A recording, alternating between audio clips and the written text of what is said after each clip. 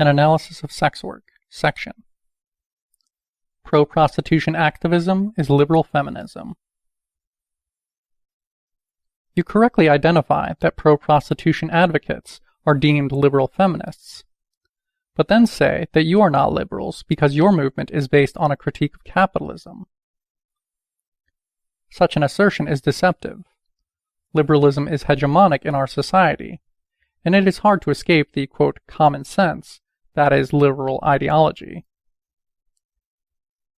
This ideological hold is so strong that even those of us able to rupture it enough to become anti-capitalists still struggle with liberalism infecting our movements, leading us to incorrect ideas and opportunism.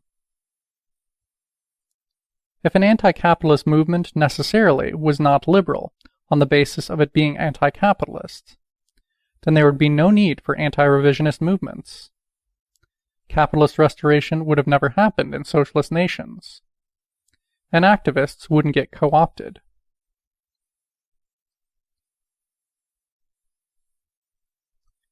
Many mainstream feminists consider their uncritical support of the sex trade to be a radical notion because it is rebellious against the puritanical, quote, common sense values that they grew up with. Yet such a feminism cannot be radical because legitimizing the sex trade does not challenge the system itself, and on the contrary, is quite comfortable existing within the peripheries of patriarchal capitalist society and culture. The sex trade is part and parcel of class society. Bourgeois and settler men love the sex trade because it allows them unhinged access to the bodies of subordinated classes of women. Far from socialists, such sex trade positive feminists are actually deeply influenced by liberalism, an ideology marked by intense individualism and developed by the rising bourgeoisie in the revolutionary period from feudalism to capitalism. Whereas the liberal theorists of the burgeoning capitalist societies defended settler colonialism, slavery, and genocide on the basis of protecting the individual liberty of a few, liberal feminists today defend an inherently exploitative industry, which has the worst effects on women impacted the hardest by imperialism, on the basis of protecting their own individual liberty, which is, in the last instance, always about protecting the liberty of bourgeois men to access and buy proletarian bodies.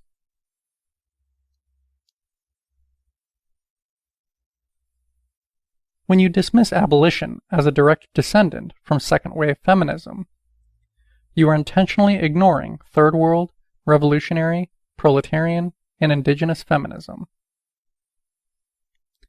The Zapatista women militants in Chiapas, many of them who survived the sex trade themselves, do not allow prostitution on their territory.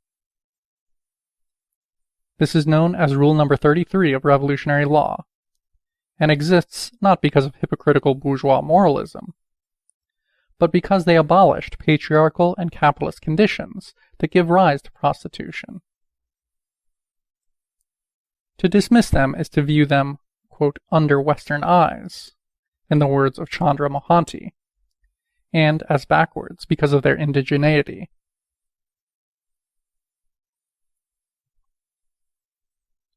Women revolutionaries across the world, such as Alexandra Kollontai, N.K. Krupskaya, Clara Zetkin, Rosa Luxemburg, Anuradha Gandhi, Comrade Parvati, Comandanta Amata, and countless others engaged in making revolution in the Philippines, Russia, China, Afghanistan, India, Nepal, Mexico, Palestine, and elsewhere have all been clear.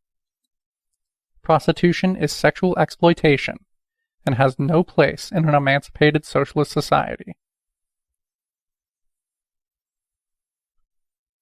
By focusing on the individual right for a few individual prostitutes to ascend to capitalist success, at the expense of proletarian and colonized women, you are necessarily engaged in a liberal focus on individual success at the expense of the many. As Anuradha Gandhi notes in philosophical trends in the feminist movement. Liberalism focuses on individual rights rather than collective rights. Right to buy women versus right to exit and not be prostituted. Is ahistorical. Does not understand the role of prostitution throughout history. Mechanically supports formal equality at the expense of other classes of women. Formal equality for pimps and johns, at the expense of those trafficked and forced into prostitution. And does not question the economic and political structures that give rise to patriarchal discrimination, not understanding the material forces creating the market for prostitution.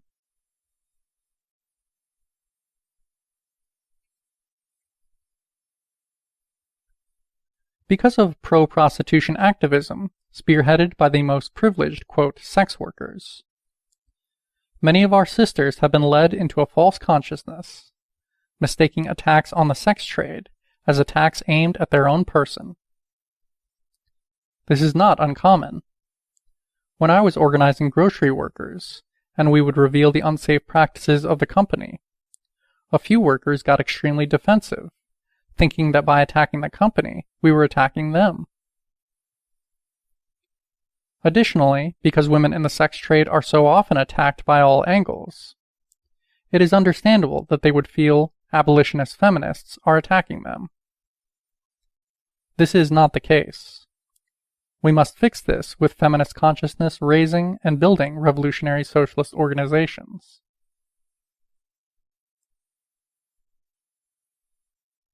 Even Rosemary Tong, in her authoritative primer on feminist theory, Feminist Thought, states, beginning of long quote, that liberal ideologies, typically spawned in capitalist economics, present practices such as prostitution and surrogate motherhood as contractual exercises of free choice. Then is no accident, according to Marxist and socialist feminists. The liberal ideologies claim that women become prostitutes and surrogate mothers because they prefer these jobs over other available jobs. But, as Marxist and socialist feminists see it, when a poor, illiterate, unskilled woman chooses to sell her sexual or reproductive services, chances are her choice is more coerced than free. After all, if one has little else of value to sell besides one's body, one's leverage in the marketplace is quite limited. End quote.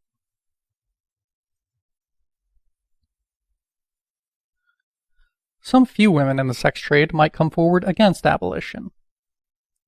So you should ask, should we protect an inherently violent industry because a minority of its, quote, workers at the centers of imperialism want it to remain? Surely, if we apply this logic to the fossil fuel industry, where workers have confronted environmental activists thinking they're attempting to take their jobs, then we should stop fighting the fossil fuel industry and just commit ourselves to total annihilation through climate change now. No, instead we need to abolish both and provide workers with an ambitious, just transition plan.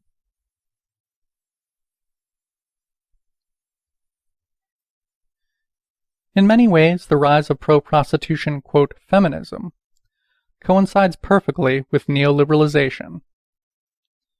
The personal is no longer the political, divorced from material conditions. The right of the individual reigns supreme, and capitalism is something that exists outside, not affecting our lives.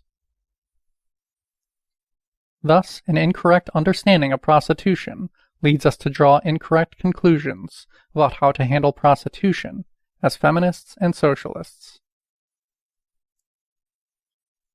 In the final analysis, your continued insistence on individual agency over a historical, materialist, and systemic analysis on the origin of prostitution and the economic and social conditions which forcefully funneled oppressed women into it is, in every instance, liberal feminism. End section.